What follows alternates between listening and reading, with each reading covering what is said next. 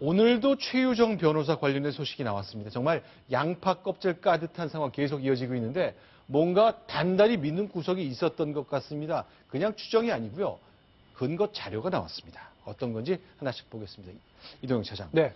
자, 어떤 내용이 생긴 겁니까? 예, 오늘 크게 두 가지의 의혹이 제기됐다고 보시면 되겠습니다. 네. 첫 번째 내용부터 소개를 드릴 텐데요. 네. 작년 9월 1일 항소심이 배당이 됩니다. 수원지방법원이죠. 그렇습니다. 형사 2부로 배당이 됐는데 네. 그날 공교롭게 9월 1일 날 서울구치소 접견록을 확인해 보니까 네. 이 브로커 이 씨가 송 대표를 면회하러 갔는데 뭐라고 얘기를 하냐면 이분은 감옥 안에 있었고 그렇습니다. 구치소 면회온 안에 거죠? 이제 수감이 돼 있었고요. 브로커가 변호사를 대신해서 간 것으로 보이는데 네. 2부에 배당됐어라고 송 대표에게 그걸 알려주고 있습니다. 그러면서 형수님이 했느냐? 브로커 이 씨가 아주 친밀한 관계라고 주장을 해왔기 때문에 네. 최 변호사를 형수라고 지칭을 하고 있습니다. 최유정 변호사 형수님이 계속 해왔던 거냐. 그런데 일단 배당은 이제 컴퓨터로 배당하기 때문에 분까지 이렇게 딱 정확하게 나오는데 바로 그날 뭐 이거는 어차피 알 수도 있는 거죠. 뭐 물어보면 확인할 수 있는 알 거죠. 수도 있습니다만 사전에 교감이 있었다 내지는 그런 정보를 알고 있었다라는 의혹을 제기하기에도 뭐 부족함이 없는 그런 정황입니다. 자, 그로부터 8일이 흘렀습니다. 9월 9일로 가보겠습니다. 예, 이제 두 번째 의혹이 제기가 됩니다. 송 대표가 구치소에서 무엇이라고 또 이야기를 하냐면 가운데가 부장인데 왼쪽 좌배석 판사가 사건을 좌지우지하는 주심 판사다 이런 이야기를 하고 있습니다. 최종 결정은 부정 판사가 하지만 네. 이 예라고 주심 판사, 불렀지만 예라고 판사. 불렀지만 어쨌든 주심 판사 왼쪽에 있는 주심 판사가 강력하게 틀어버리면 될 것도 안 돼라고 말을 해주죠. 자, 그랬더니 그러니까 이게 배심제니까 부장판사가 가운데 있고 왼쪽에 하나 오른쪽에 하나 좌배석 우배석 그러면서 젊은 판사 둘이 보조하잖아요. 예, 보좌를 합니다만 네. 주심 판사가 결정이 돼 있기 때문에 그 주심 네. 판사가 실질적인 자기 의견을 제시를 하기 때문에 네. 그런 내용까지 송 대표가 자세히 알고 있는 겁니다. 자, 그러면 손수 변호사. 네. 부장판사가 가운데 이제 제일 높은 자리에 있지만 좌우 배석 젊은 판사들이 주심을 맡는다. 네. 부장판사와 실제 주심을 맡는 그 젊은 판사 사이의 의견 누구께 더 중요한 겁니까? 부장판사가 압도적으로 중요하죠. 아. 예, 사실상 형식상으로는 이제 합의부니까 네. 합의를 해가지고 결정 내리는 거지만 네. 뭐 현실적으로는 부장판사의 견해때에 따라간다고 볼 수 있고요. 네. 다만 조금 전에 그 화면에 나왔던 것처럼 부장판사가 중요하지만 배석이 이제 주심이 아주 강하게 틀면 안 돼. 이렇게 이야기 있지 않습니까? 그거는 네. 경우에 따라서는 이제 그 배석이 주심 판사가 이건 정말 아닙니다. 제 생각이 이렇습니다라고 강력하게 얘기한다면은 이제 부장 판사도 이제 그런 거 한번 다시 한번 얘기해 보자 이렇게는 할 수 있겠습니다만 네. 주심이 말 그대로 주심이라고 해가지고 그렇게 좌지우지할 수 있는 건 아니고 현실적으로는 부장 판사의 견해가 결정적으로 영향을 미친다고 보시면 되겠습니다. 어쨌건 최유정 변호사가 오늘 9월 9일입니다. 오늘 만나본다고 하니까 이게 다 접견록의 기록으로 남는 거잖아요. 네. 네. 그렇습니다. 지금 이제 9월 9일 접견록이 훨씬 더 아주 큰 의혹을 제기를 하고 있는데요. 네. 최 부장, 그러니까 최 변호사를 지칭하는 용어인데 최 부장이 방금 얘기를 끝나고 나왔는데 99.99% 내일 오후에 나오신대요라고 말을 합니다. 잠깐만요. 9월 9일 날 접견이고 내일 오후라면 9월 10일 날 나온다고요? 나온다는 게 무슨 얘기죠? 당연히 풀려난다. 이런 어떤 선거 결과 네. 내지는 당신이 그 재판 잘 받아서 풀려날 수도 있다. 이런 이야기를 하고 있는 거죠.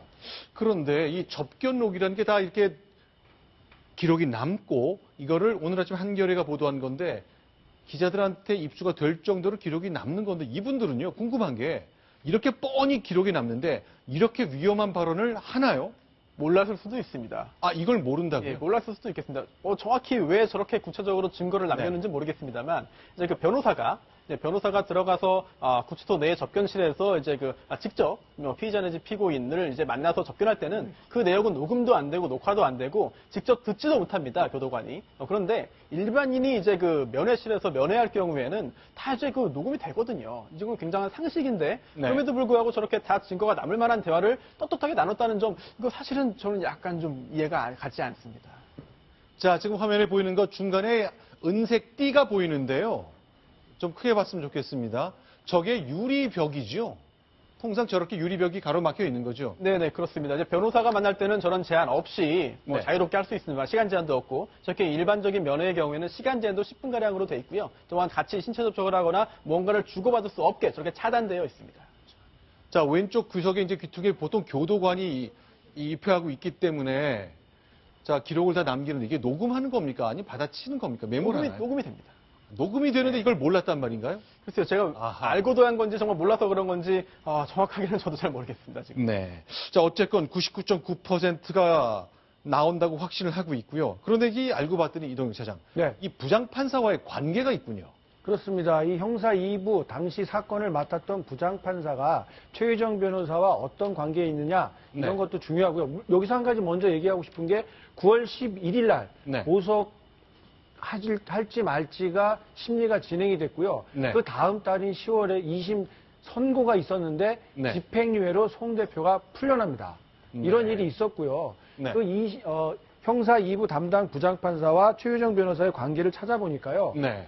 대학 사법연수원 1년 선배였습니다. 그리고 네. 전주지방법원에서는 같이 근무했던 동료 판사이기도 했고요. 이런 적지 않은 친밀도가 있을 것이라고 추정되는 대목이 있습니다. 자, 그럼 이 부장판사, 그러니까 뭐 내보내주는 결정을 내린 분하고 이 최유정 변호사가 대학교하고 사법연수원 1년 선배, 후배 사이라면 뭐 서울법대 나오고 연수원 굉장히 많기 때문에 뭐 이런 분이 수십 명씩 있을 거 아니에요.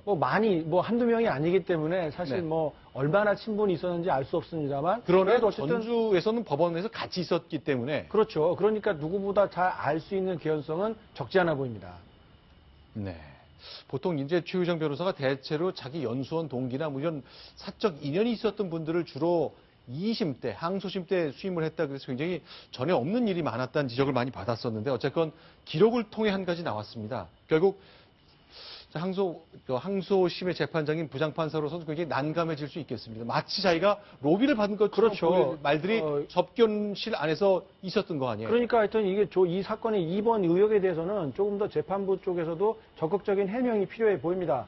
더군다나 여기서 문제 제기가 또 되고 있는 것은 항소심 재판이 딱 한 차례 열리고 나서 네. 집행유예로 풀어졌다는 겁니다. 네. 거기에 대한 해명은 죄질이 좋지 않다고 하면서도 네. 피해 보상이 대부분 이루어졌기 때문에 형량이 다소 무겁다라고 하면서 집행유예를 선고했는데 네. 어떻게 이렇게 피해자가 700여 명에 이를 정도로 대다수 사람들이 큰 피해를 봤는데 어떻게 한 번 재판을 하고 2심에서 그렇게 쉽게 사람을 풀어줬느냐라는 의혹까지 제기가 되고 있기 때문에 재판부에서는 저렇게 단순한 해명보다는 조금 더 자세하게 납득이 될 수 있는 내용을 좀 설명을 해야 되지 않을까 싶습니다. 자, 2심에서는 한 번 재판하고 바로 선고했잖아요. 뭐 드문 일이지만 아예 없는 일도 아니기 때문에 뭐 그것만 갖고 함부로 예단할 수는 없을 것 같습니다. 그렇습니다. 왜냐하면 이 사건에 제가 정확히 어떻게 재판이 흘러갔는지는 모르겠습니다만 네. 1심에서 유죄 판결을 받았고 거기에 대해서 항소했지만 내가 그 일을 안 했습니다가 아니라 한 거 맞습니다. 그런데 제 형량이 너무 무겁습니다. 그러니 합의할 시간을 주시고 제가 다 합의해서 이제 그 합의서를 제출할 테니 형량을 낮춰주십시오. 이런 재판이라고 했다고 한다면은 사실 네. 한 번 재판하고 선고하는 경우도 있거든요. 그래서 그것만 해서 무조건 잘못이다라고 단정할 수 없겠습니다만 어쨌든 여러 가지 정황들을 볼 때 뭔가 이상한 느낌을 지울 수는 없는 것도 사실인 것 같습니다. 일단 부장판사께서는 기록 내가 면밀히 보고한 거다. 내가 그 법률적 판단에 따른 것이기 때문에 오해 없어야 한다는 것을 직접 설명을 해 주셨습니다. 자, 이런 것이 한 가지 있고 근데 현찰과 수표가 무더기로 나왔다? 그건 어떤 얘기입니까? 그렇습니다. 최유정 변호사 그리고 그 가족들이 갖고 있는 대여금고, 은행에서 가끔 가다가 이렇게 수사기관에서 압수를 하고 있는 저런 대여금고를 네. 압수수색을 통해서 확보를 해보니까요. 네. 무려 13억 원에 달하는 현찰과 수표가 우수수 쏟아졌다는 게 검찰 조사 결과로 확인이 됐습니다. 네.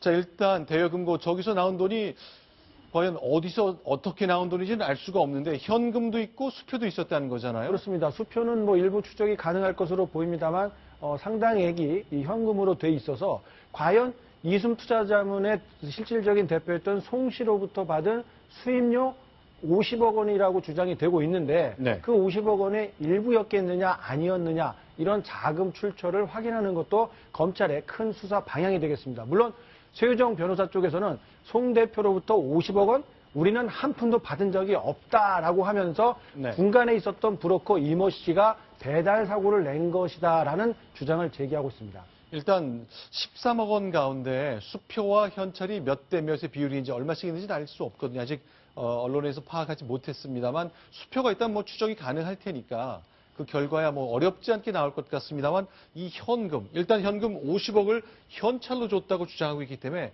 뭐 그 돈이 그 돈인지 확인할 방법은 없죠. 돈에는 꼬리표가 없으니까. 그렇습니다. 그래서 그 돈이 송모 씨의 자금 흐름을 좀 계좌 추적을 통해 가지고 확인을 해야 될 것이고 최유정 변호사 쪽에서도 언제 얼마씩의 대여금고로 언제 얼마씩 들어갔는지 이런 것들을 맞춰 보면서 개연성이 있는지 없는지 이런 것들을 검찰에서 조사할 것으로 보입니다. 네, 그리고 이 금고가 개설이 된 시기가 지난해 여름과 가을인데요. 이 송 씨 사건을 수임했던 게 지난해 여름입니다. 그렇기 때문에 시기적으로 맞기 때문에요. 이 50억 중에 상당수가 여기 들어와 있는 게 아니냐 이런 의혹도 받고 있습니다.